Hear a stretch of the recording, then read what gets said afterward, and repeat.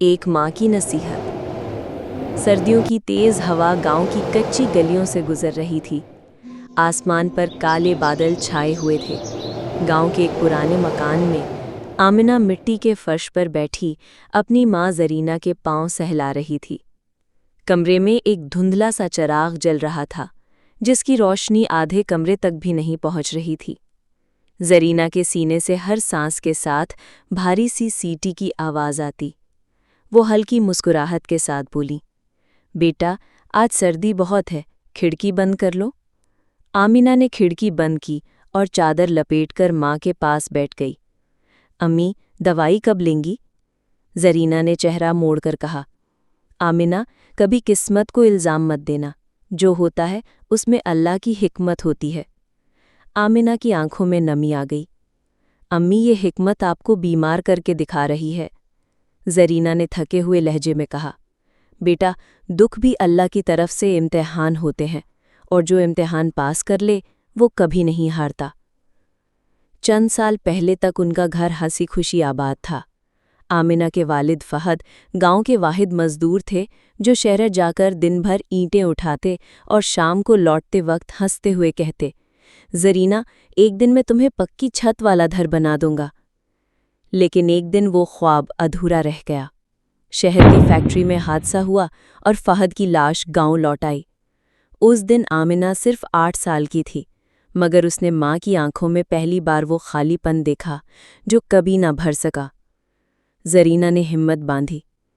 गांव के घरों में झाड़ू देना, बर्तन धोना और रात को कपड़े सीकर पैसे कमाना, मगर आमिना की पढ़ाई नहीं रुकी।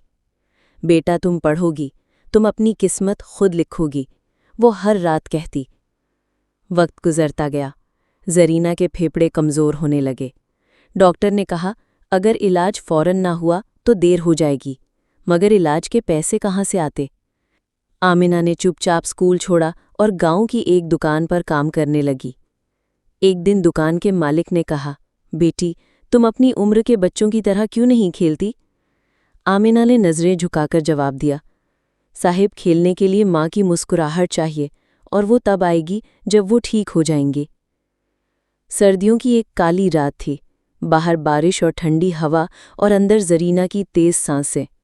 आमिना ने उन्हें सहारा दिया, मगर जरीना के हाथ ठंडे हो चुके थे।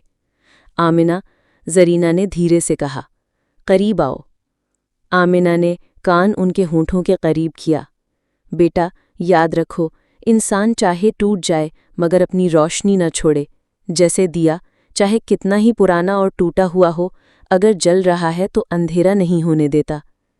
आमिना ने रोते हुए कहा, अम्मी, मैं आपको छोड़ने नहीं दूंगी। जरीना ने कमज़ोर हाथ से उसके आंसू साफ किए। मैं कहीं नहीं जा रही बेटा, मैं तुम्हारे हौसले में रहूंगी। ये कहकर जरीना की सांसें आहिस्ता हो गईं और आमिना के हाथ में एक ठंडा सा लम्स रह गया, जो हमेशा के लिए याद बन गया।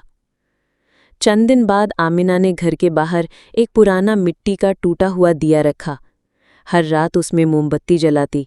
गांव वाले पूछते, ये दिया क्यों जलाती हो?